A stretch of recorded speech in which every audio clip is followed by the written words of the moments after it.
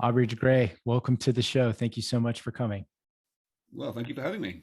I really appreciate it. So, for people that don't know who you are, um, you're working on reversing aging and increasing the human lifespan. Can you add some color to that for us? Sure, yeah. So, yes, I've been working on the biology of aging for more than 25 years now, having previously been a computer scientist. And I, I guess the main thing I'm known for is that about 20 years ago, I started to put forward the idea that actually turning back the clock of aging, making people biologically younger again, is going to be considerably easier to achieve with medicine than slowing the clock down, which on the face of it, it sounds very counterintuitive, but I was able to show that this kind of makes sense because in order to reverse the clock, you don't actually retrace the processes that pushed you into an older and older state. Instead, you repair the damage that arose from those processes, which is essentially preventative maintenance, the same thing that we do already perfectly successfully with simple man-made machines like cars or airplanes or whatever. So over the years, this has become a very mainstream way of thinking about how to deal with aging, and that's really what has driven the community to essentially break out of their academic ivory tower and become a real thing, a real movement, a real industry with, private sector investors involved in hundreds and hundreds of companies. So yeah, here we. So, you were really early to this, and you pulled in from a lot of different research areas at a time when there was a balkanization between everyone's practice areas. I mean, it is certainly the case that biology is extremely balkanized, that it's really driven by the shortage of academic funding, that people need to apply for money that they are likely to get, and that basically means they have to stick to the areas that they're already known to be good at and not stray too far into areas around the periphery of their expertise. And yes, this is a huge problem. It's a huge problem.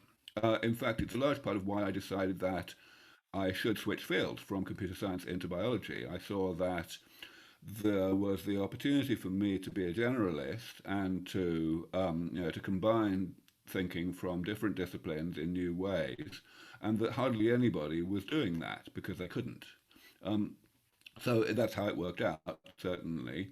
Part of the difficulty in getting the community to appreciate the logic of damage repair was indeed that I was drawing from areas of biology that had not previously been assumed to have any relevance to aging, and therefore there were areas which my colleagues within the biology of aging didn't know anything about. So there was a good deal of education to engage in. But yeah, I mean, after maybe 10 years, that was basically over. So for the past 10 years, this has been a very mainstream idea. And how is funding improved looking at longevity as a whole now? So essentially, the entire improvement in funding has come from the private sector, from the fact that starting maybe 5 years ago, or maybe six now, a few of the more courageous early stage, high risk, high reward type investors started to be able to join the dots. They'd seen over the previous few years, they'd seen the kind of things that were being written about all of this, especially in the mainstream media. They'd probably heard of me, and they were kind of waiting to see where it was going and which way the wind was blowing. But eventually they decided, okay, the wind really is blowing. And so they started to write checks. And, investors do tend to write much bigger checks than donors do. So that did make a lot of difference.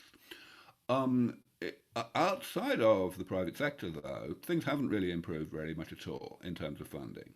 The foundation that I run, which is of course a public charity, a non-profit, we have pretty much the same Can you budget. go ahead and tell everybody what that is? Sure, it's called Sense Research Foundation. We're based in Silicon Valley. Um, yeah, we have not much more money now than we had 10 years ago, certainly 5 years ago anyway, because in fact it's kind of, even if anything, become a little harder to get money into the non-profit simply because the people who were donating to us in large amounts before then are typically capitalists, people who who are more comfortable investing, and a large part of the reason why they were donating was because they didn't have a choice, and now they do.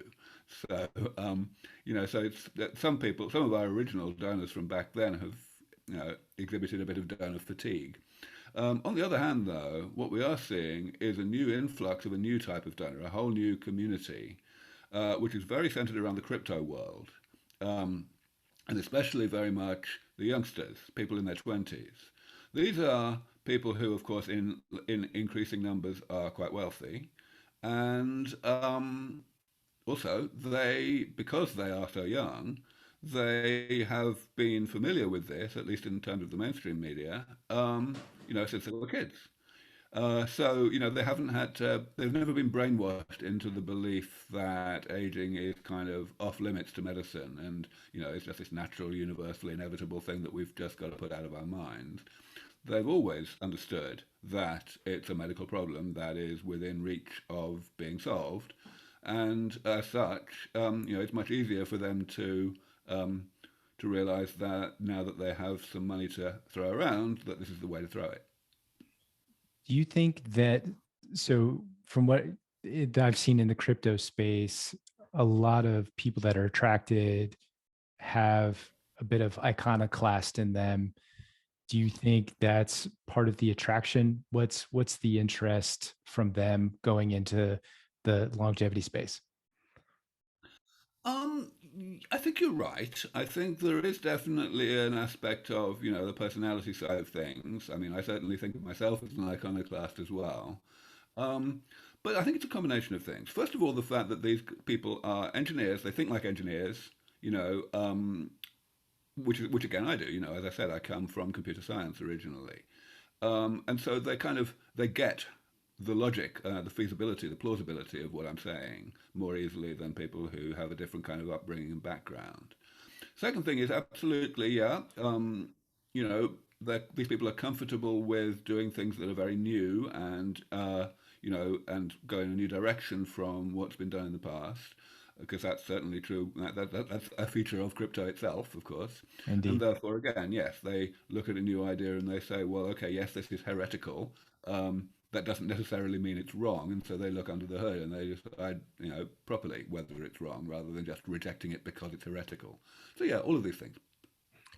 Now, on the surface, this is going to sound like a simple question, but what I run into when talking about living longer, I posted on LinkedIn recently about the topic, and somebody said, well, I'm 60, 100's okay, but I want to die after that.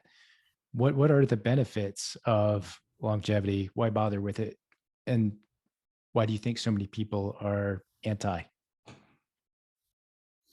Yeah, it's very frustrating that people keep coming back with that kind of attitude because you see, it's just illogical. I've over the years I've come up with ways to kind of laugh at things like that. So in this one, for this one, I say like having an opinion about how long you want to live is logically no different from having an opinion about what time you want to go to the toilet next Sunday. Because, like, I mean, you may have an opinion about what time you expect to go to the toilet next Sunday because of habit, but having an opinion about what time you want to go there makes no sense whatsoever because you know that you're going to have better information about the topic nearer the time and you're going to be able to act on that information. So having an opinion now is ridiculous. And it's exactly the same having an opinion when you're age 60 about whether you want to live to 100 or 150. It's ridiculous. How much do you think maybe it's fear around being unhealthy? And if there were more understanding that what you're trying to accomplish is an extension of the healthy part of life because you're reversing aging, that quality of life is higher in the later years. It's something like that. It's not exactly that, I don't think.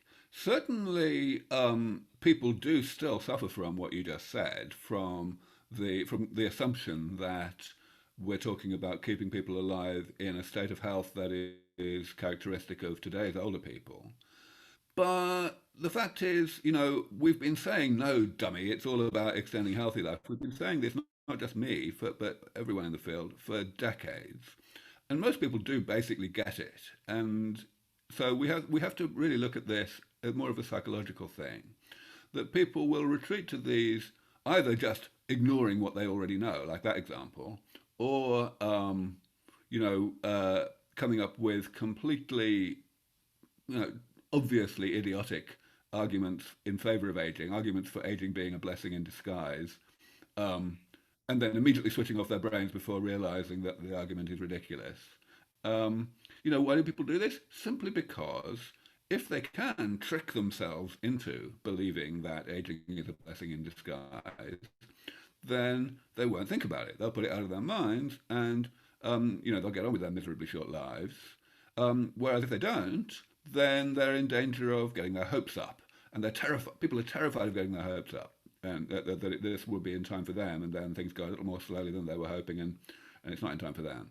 I That's think fair. that I think that's human nature. I don't like it. I think it's extremely um, counterproductive, but it's human nature. Is the phrase "death is a disease" is that fair? First of all, certainly no. I mean, death is not a disease, death is an event.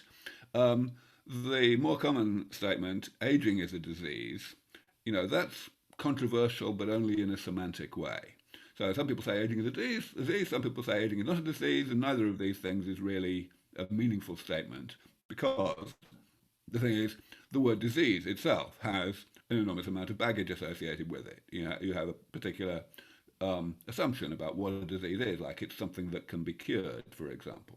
So aging is certainly not a disease if we think of diseases as infections, because it's a side effect of being alive in the first place, and therefore it's not something that we can eliminate from the body.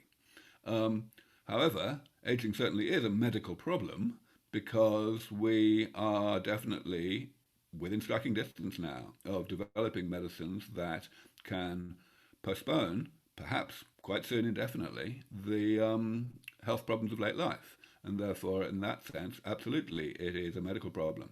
That's the way I like to say it. To get away from, any actual statement about the word disease.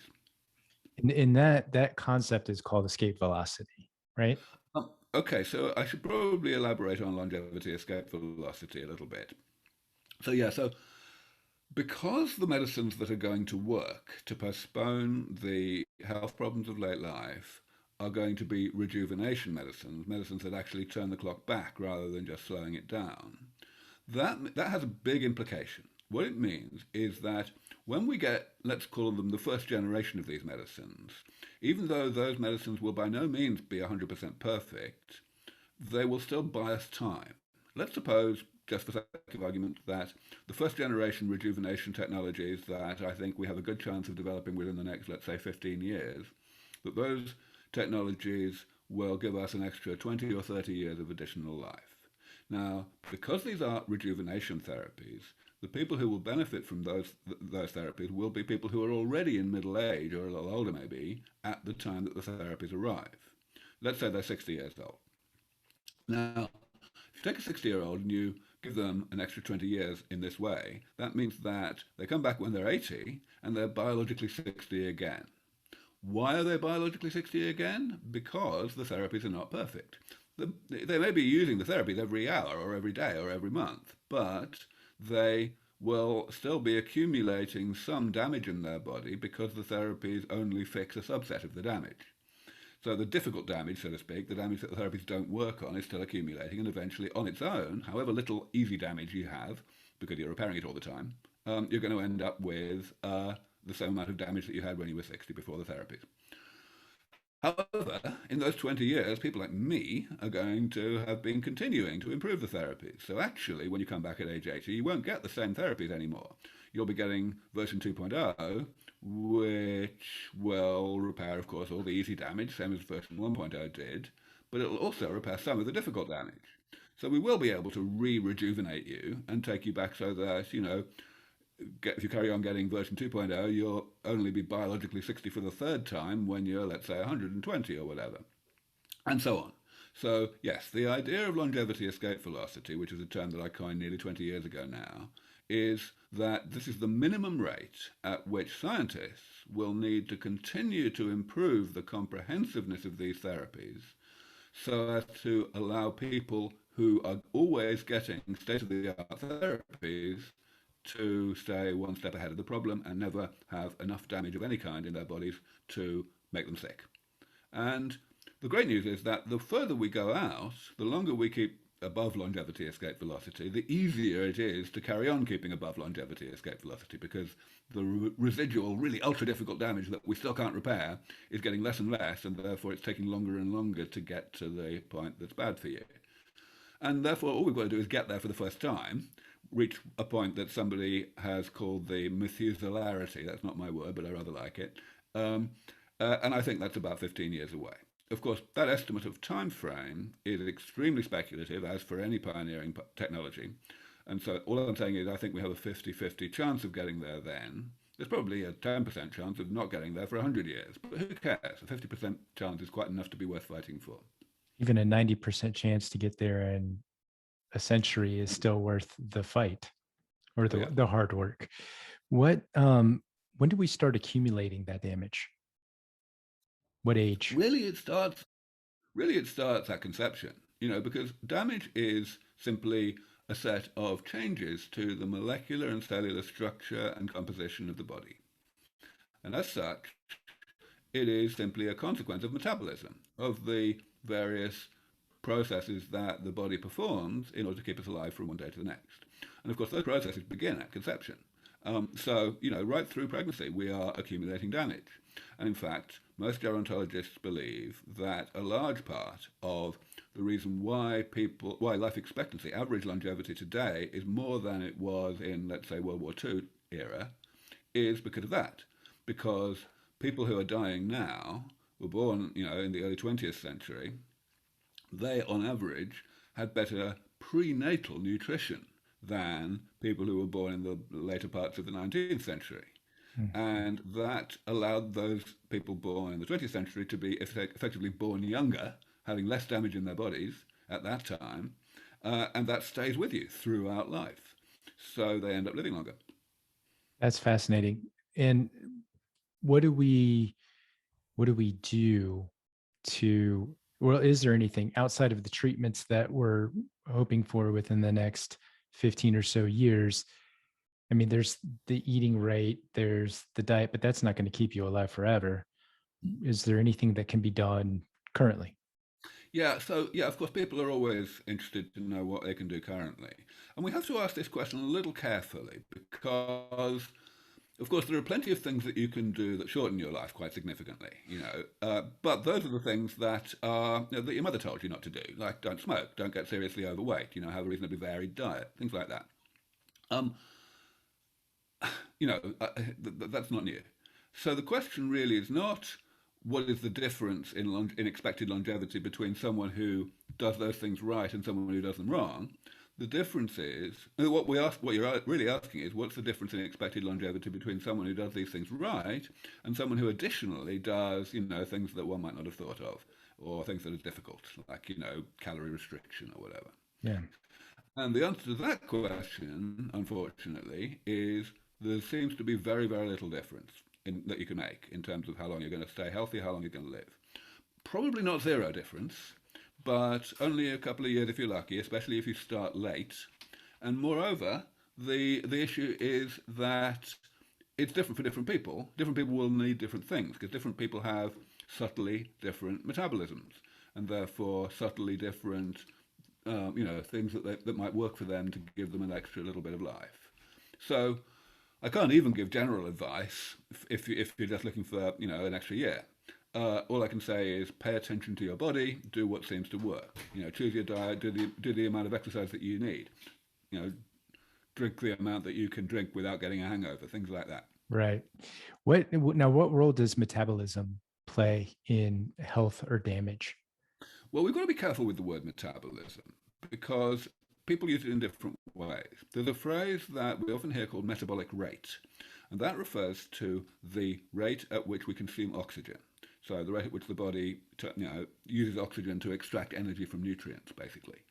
But metabolism itself, that word, is used by biologists to mean the entire arsenal, the entire universe network of processes that keep us alive from one day to the next. So that means, by definition, the answer to your question is metabolism is everything.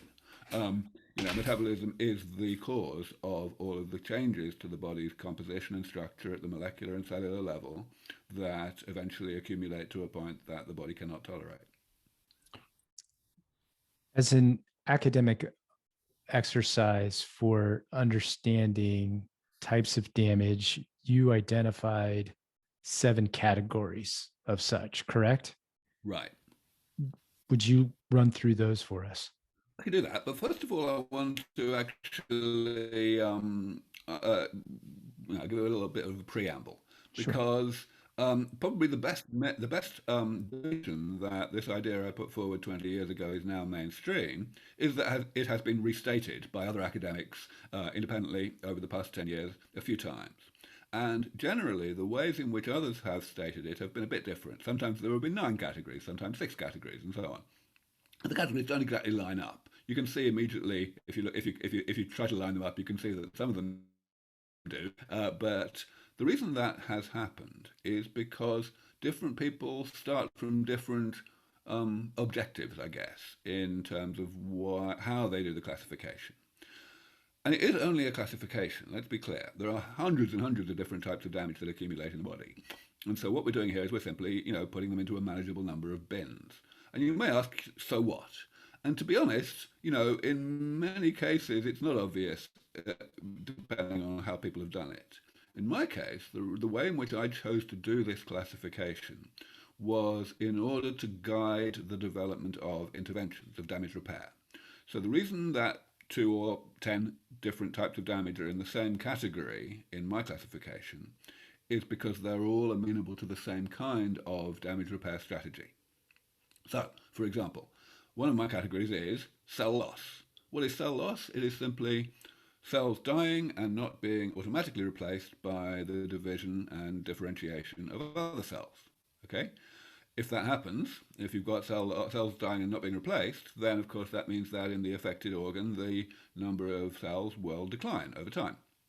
And in any organ, there's always a bit of margin of error. You can get away with losing some cells without any functional consequence, but eventually you've lost too many, and you do have functional consequence. So we can look at aging and see various examples of this. There's an organ in the immune system called the thymus, which loses cells and essentially atrophies quite early in adulthood. And the result is we believe that this is a big contributor to the poor function of the immune system in old age. Then in the brain, there's one small part of the brain where neurons of a particular type die at a much more rapid rate than neurons mostly die elsewhere in the brain. And those specific neurons make a chemical called dopamine, which is a very important neurotransmitter. If you have too few of those cells and too little dopamine, then you get Parkinson's disease. So there's not a lot in common between Parkinson's disease and immune senescence if you look at the consequences, at the actual what's wrong with people. But they're both loss of cells. And that means they're both amenable to being treated with stem cell therapy, or indeed with other approaches that encourage the cells already in the body to divide and replace the cells that they were not replacing unless you encourage them. So, this is why it makes sense to have them both in the same category. So that's the first category. Then there are a couple of categories that have to do with having bad cells and having too many of them. And here, I have 2 categories, again, for intervention-based reasons. So one of the categories is cancer, in other words, cells dividing when they're not supposed to. And the other is senescent cells, or I often call them death-resistant cells, cells that are not dividing, but they are spewing out nasty stuff and they're generally being toxic. Would that And be like free radicals? no, actually, No. we're Okay. talking mainly here about proteins that have bad effects on neighboring cells. Okay. So these cells they may still be doing at least some of the job that they were supposed to be doing, but in addition they are doing bad stuff to their environment. So we need to get rid of those cells. Now, the reason I have those two separate categories is because we need to use different approaches for the two types. Essentially, the death-resistant cells are fairly easy to get rid of because you only have to get rid of most of them, and then you've basically done the job. And that's what these famous chemicals called senolytics do. These are pharmaceuticals that selectively cause these death-resistant cells to go into, well, to commit suicide, basically. Whereas for cancer, if you kill most of the cells, whatever way you do it, that's not good enough because the ones that remain will be, the reason they will remain is because they are somehow resistant to what you did, and they will just proliferate immediately, and you'll be back where you started, except that it's worse because now the whole cancer is resistant to what you did, and you have to think of something better. So we need a very different approach there, and the approaches that working the best right now involve basically strengthening the immune system's ability to detect and destroy cancers. And there's another approach which we've been pursuing quite aggressively for a long time now, which essentially involves detecting when a cell is maintaining the ends of its chromosomes, extending the ends of its chromosomes. If you a normal cell doesn't really do that. It just the ends of the chromosomes just sit there. They may get a little shorter over time, depending on cell division. Basically, there's no maintenance going on. Is this the telomere? That's right. This is the telomere. That's the word that biologists use to denote the end of the chromosome. So yes, cancers have a mechanism for extending the ends of the chromosomes, the telomeres, and one can detect that mechanism and act on it, so to speak. And is that through an identification of telomerase? Kinda. So actually, so there are various versions of this, various approaches that have been taken. The one that I'm most excited about right now was developed in University of Texas Southwestern in Dallas by Jerry Shea, and it's now being commercialized by a company called Maya, MAIA. It's about to go into clinical trials. Essentially, the way it works is that they developed a drug which you can take, and in most cells it does nothing. It just goes into cells and the cell ignores it. But telomerase, which is the enzyme that 90% of cancers use to do this extending of their telomeres, telomerase sees it and incorporates it into the DNA at the end of the chromosomes, into the telomere. And that is really useful because what it does is then it is also detected by the DNA maintenance and repair machinery of the cell. And that machinery doesn't like it. That machinery says, oh dear, there's something very wrong here. And the long and short of it is the cell dies very quickly as a result of having incorporated this drug into its telomeres. And this just doesn't happen in normal cells because they don't have any activity of this enzyme telomerase. And is that delivery vehicle a virus? No, this is a small molecule. Okay. So it doesn't need any delivery vehicle. It's just it just goes in like any drug. And then gets absorbed. Yeah. What are the other types of damage that we're looking at? Well, the other ones are molecular. So one thing we talked about earlier was metabolic rate, the consumption of oxygen to extract energy from those nutrients, in a particular part of the cell called the mitochondrion. And mitochondria, for whatever reason, have their own DNA. Well, when I say for whatever reason, we know why they have their own DNA. But anyway, this is a really bad idea because the extraction of energy from nutrients using oxygen is a very tricky process chemically. And that is the main source of these nasty compounds that most people have heard of called free radicals. Free radicals damage stuff. They damage, DNA apart from anything else.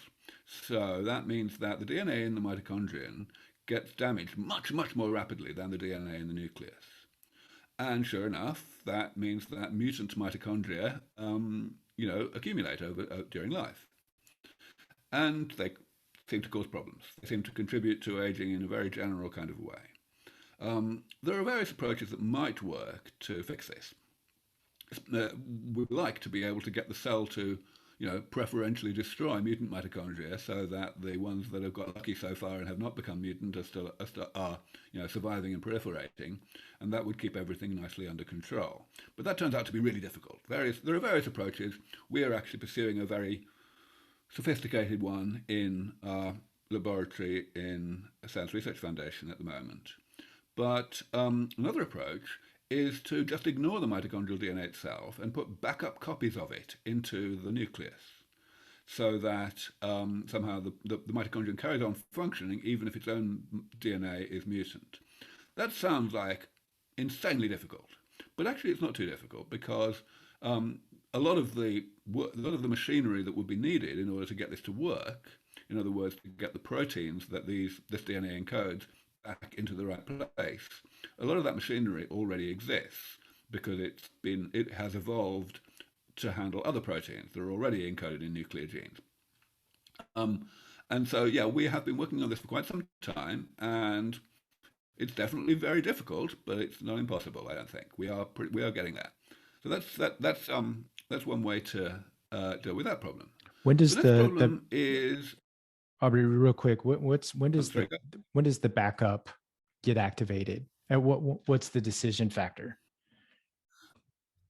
you actually don't need to worry too much about that.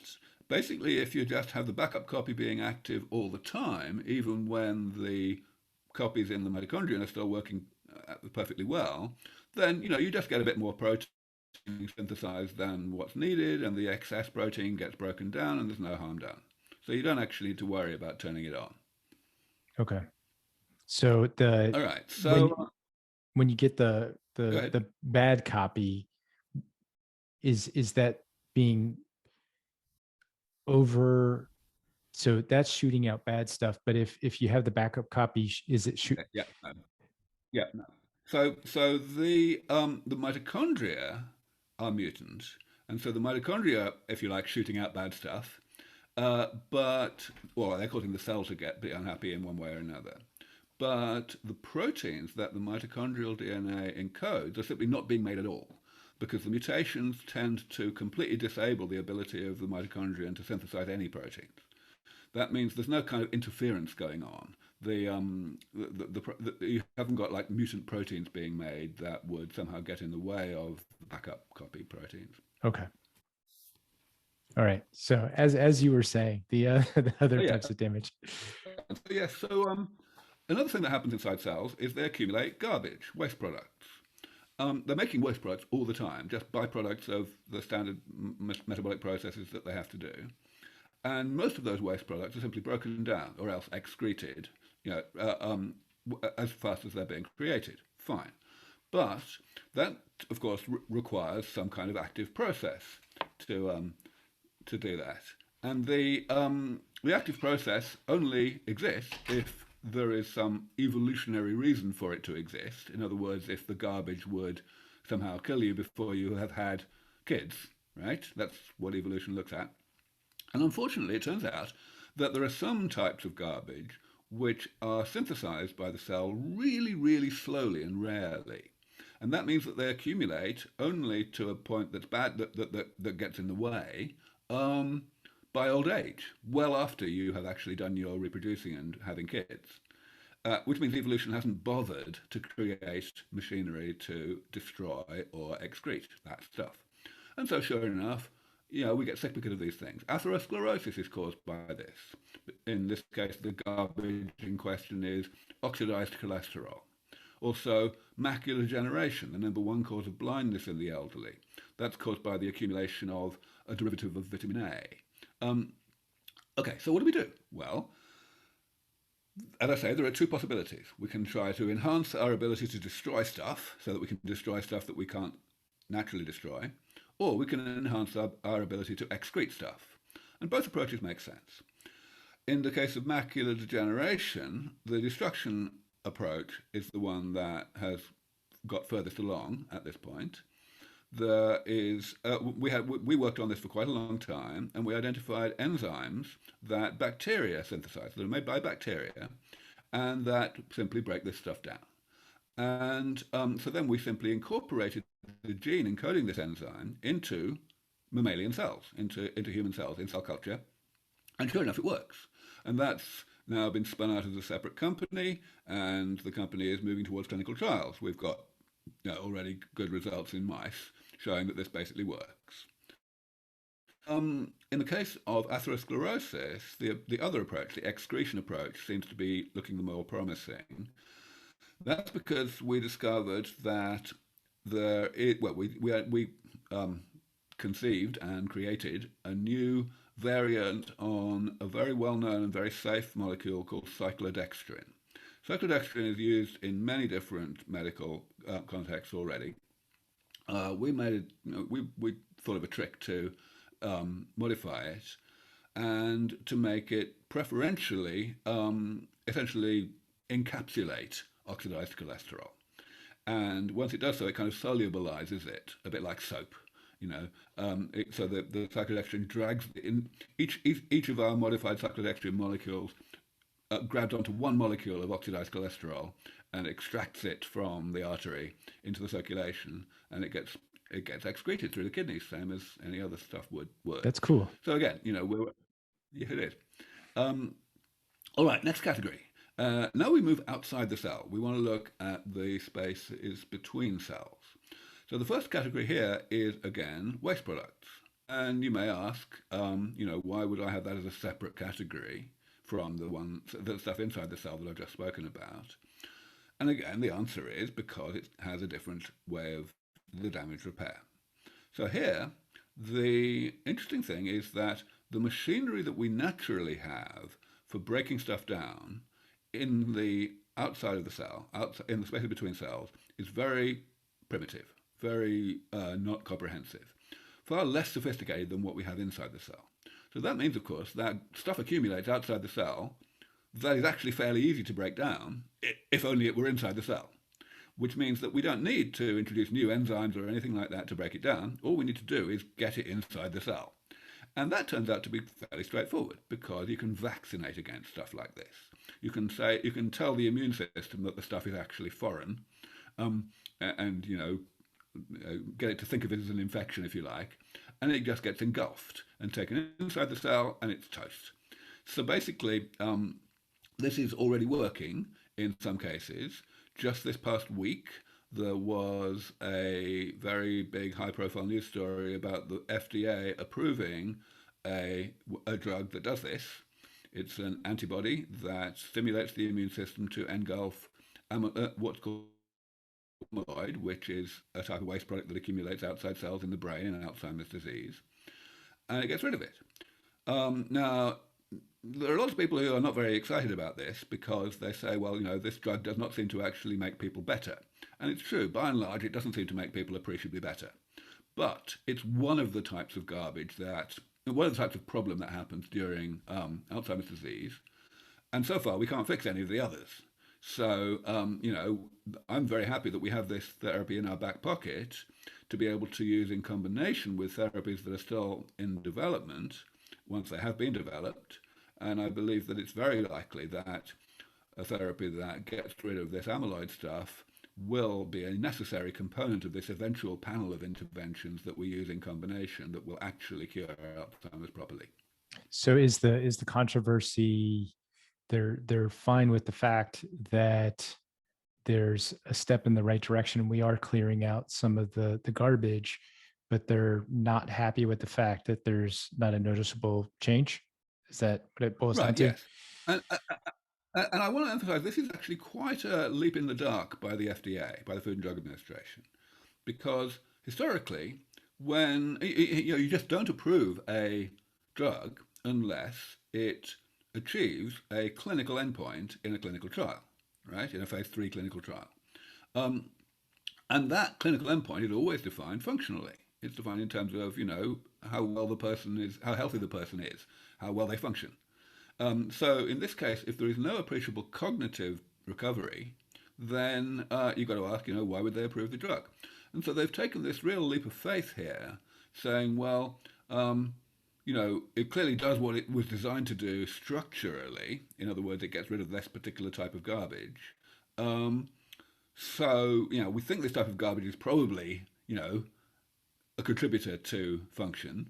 Yes, we don't see but we're kind of having faith that it's not additive, if you like, that there is a synergistic relationship between these various types of garbage, so that you have to fix them all rather than just fix one of them before you're likely to see much of a benefit.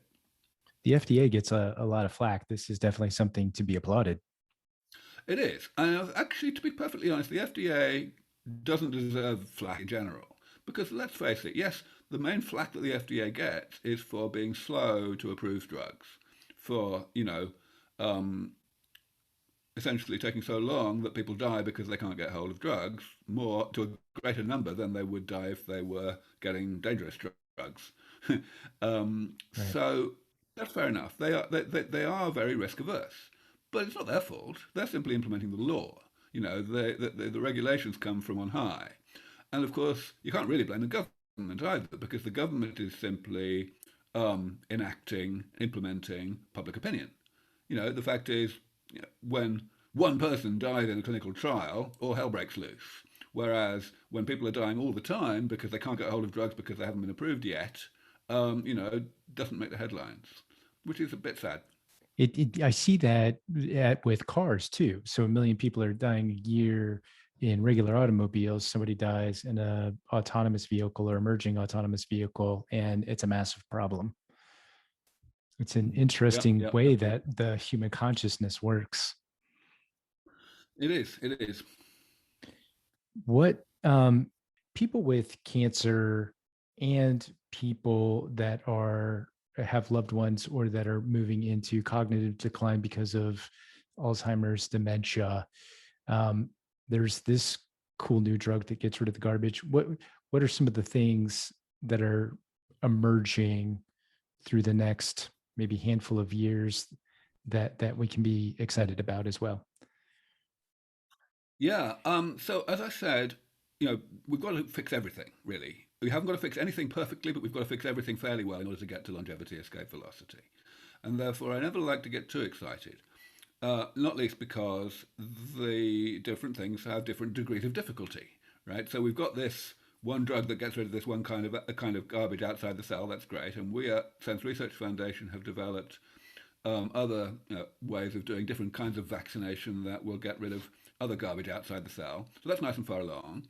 A few of the others are fairly far along. So, for example, there are stem cell therapies for Parkinson's disease now that are in clinical trials and going pretty well, so I gather. Similarly, with getting rid of death-resistant cells, senescent cells, there are being clinical trials now, which have had mixed results so far. But hey, these are scientific experiments. You expect that some of them will succeed and some of them will fail, so that's okay. So nice. Um, of this thing in macular degeneration that I mentioned, that could be in clinical trials next year. Um, there are other things getting at about that stage. The really difficult ones, the most difficult ones, are still probably 5 years away from clinical trials. Like, for example, a trick for making mitochondrial mutations harmless. Yeah, but that's not bad. We're getting fairly close to getting into the clinic for everything. That's exciting because that happens. 5 years goes by faster rather than not. With how you're doing the research now, what are some of the barriers to acceleration? Is it still a communication issue, or is there any regulatory challenges that are getting in the way? What else is being solved for? Yeah, I mean, of course, I keep revisiting this question on a weekly basis because things are changing quite fast. And what I'm always looking for is where are the bottlenecks emerging, that might be slowing things down that I might be able to change. So certainly the early stage is still a bottleneck. There are the most challenging areas of damage repair are still struggling to get enough funding to move as fast as the simple difficulty of the science would dictate. And so, yeah, that's why I spend so much of my time on stage and on camera, making sure that people understand how important this is. And it's, to some extent working. We're getting a bit more money in the door and so on. Um, but yes, you're quite right to mention regulatory aspects and well, everything towards the later stage of all of this. Because for sure, once something has got to the point of early stage clinical trials, it starts to get really expensive, and the people who are going to actually bankroll the later stage clinical trials that might cost 10 or $100 million. Um, these are people who want to make that money back. And therefore, they'd better damn well be sure that not only clinical trial succeed, but also that when it does, the drug or the therapy will be, they'll be able to sell it. And furthermore, they'd better be able to sell it fairly quickly so that they can, make plenty of money back before the patent expires. So a huge problem has historically existed at that level that um, therapies that work on a broad basis across a lot of different uh, health problems of late life, whether we call them diseases or not, have been very difficult to get regulatory approval for. And this is not just in the US, but worldwide, simply because of the semantic difficulties, the fact that aging is not a disease in some people's eyes.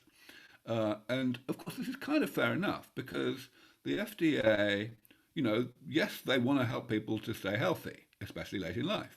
But they can only approve a drug if it, as I was mentioning earlier, passes some actual threshold in terms of a clinical trial. So there has to be a clinical endpoint that is defined in advance, and it has to be a very clear black and white one, which either the trial succeeds in or it doesn't.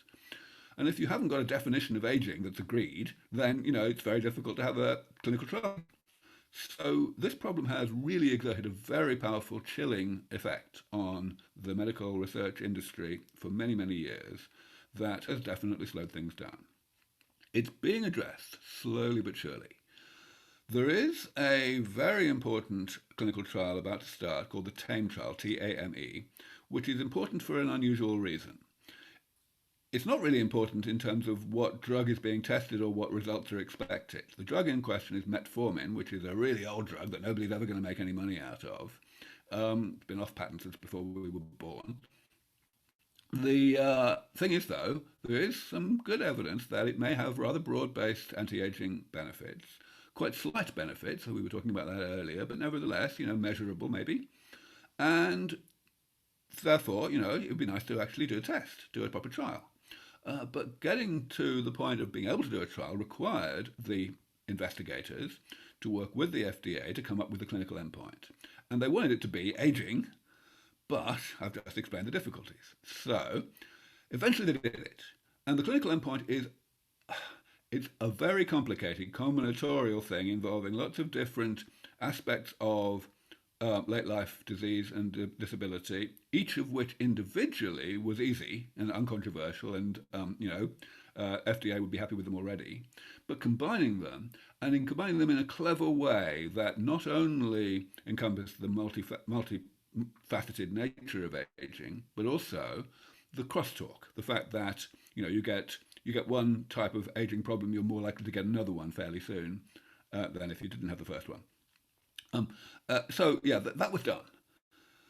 And that's probably going to be huge because what it essentially allows is any other company that comes along with a new therapy for aging, a broad-based therapy that addresses a lot of different aging problems, they can more or less copy and paste this endpoint into their own trial for their own therapy, and they've more or less got it all. They get it through the FDA really fast.